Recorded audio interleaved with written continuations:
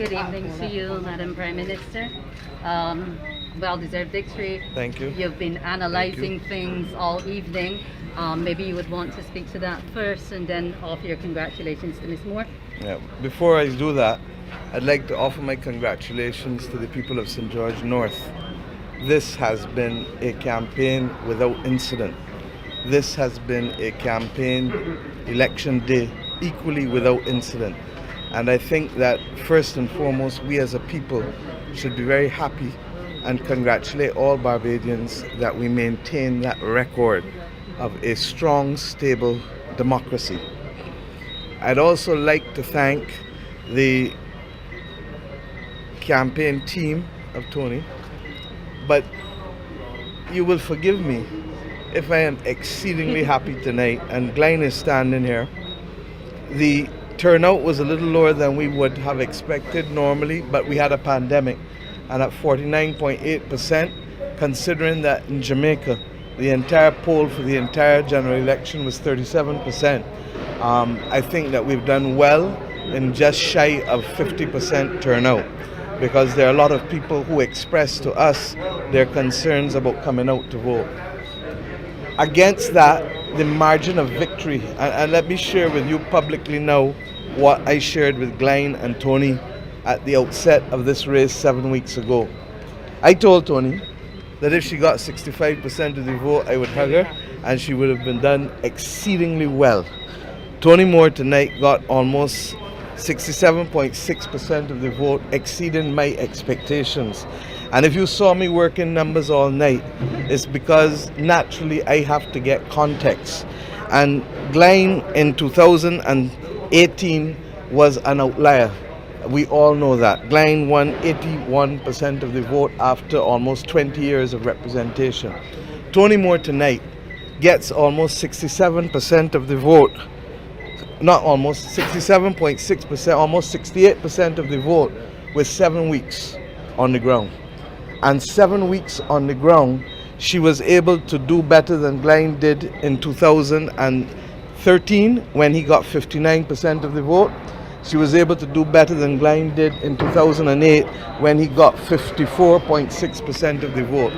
This is a commanding and decisive victory for what I predict will be a brilliant career for the people of St. George North, with her representation continuing on the stellar work of Glenn Clark in this constituency.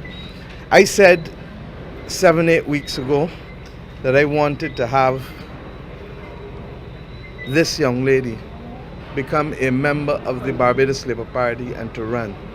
And I made no bones about it. I said that we needed hands on board to help us lift the heavy weight that 2020 has literally brought upon us. We recognized a few months ago as well that we needed to do all that we could to strengthen the laboring classes, not just of Barbados, but of the Caribbean and of the world. And that in a very real sense, because of the excessively high unemployment that has been triggered globally as a result of COVID, we felt that we wanted somebody at the table whose first and sole responsibility is labor. There is a coincidence of interest because of the party's philosophy. That also was buttressed, in my view, by strong, hard work. I have seen very few people with a work ethic as Toni Moore. She worked morning, noon, and night every day for 7 weeks. And while she may not have reached every single house, I can tell you she has reached the majority of houses in this constituency. The margin of victory, therefore, is not simply because she is a General Secretary of the Barbados Workers' Union. It is my contention that the margin of victory is because of her absolutely high work ethic, which I can commend to the people of Barbados as an example for all of us to follow. I also want to comment on some other things. There is no doubt that COVID-19 is causing serious difficulties for a number of families in this country. And that is why this government has tried to reorient much of its programming to be able to keep people's head above the water, keep people's nostrils above the water. And the most important thing is for people to stay alive. I am satisfied that Toni and the people of St. George North will work together. I saw an amazing spirit on the ground today.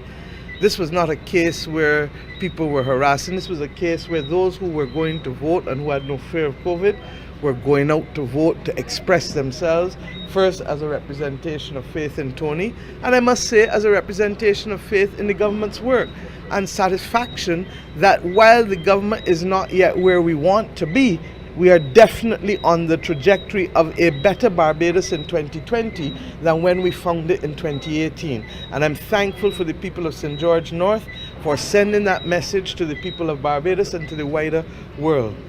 I do believe that the opposition parties will have to reflect on this result. Not be for me to offer advice to any opposition party, but I will also say that it is a sobering moment, and if I were in their position, I would literally have to hunker down and go back to basics, because what is being offered is not reflecting what the needs of the country are. And I think that the absence of serious conversation, the notion that you can harangue and make false allegations or continue with this. Look, in 2018 I ran a campaign where I tried to stick to the policies and tried to stick to what it is we wanted to do for people. In 2020 we did it again. Last night I had cause to say that, you know how many things people have brought to me, and I put them in a box and put it one side, because if I do nothing else as Prime Minister of this country, I want to get Barbadians to understand that we can do better, and we do better by not engaging in a lot of irrelevant talk that does no good for the people who constitute the working class, for the people who own businesses, for the people who are self-employed. I want us as a nation to do better, and doing better is not talking people's name on a platform or mudslinging. And I hope that the example of 2 strong elections where we have run campaigns that have stayed up there will be an example for those in the future. I do think that the government is not omnipotent, it's not omniscient. That's why we've had an approach of rubbing shoulders and consultation and collaboration, because at the end of the day we have to bring the people of this nation with us. My abiding hope, as I said on the 2nd of January of this year, is we have it within us to become world class within 7 years. I didn't say 2 or 3 or 5, because I know that it takes time to break habit. And we're going to break the habit of mediocrity. We're going to break the habit of accepting less than we should. And if we can do it at every level of this society, then trust me, all of us will be standing tall 7 years from now, as Toni Moore stands tall above me tonight. Thank you, and God bless you all.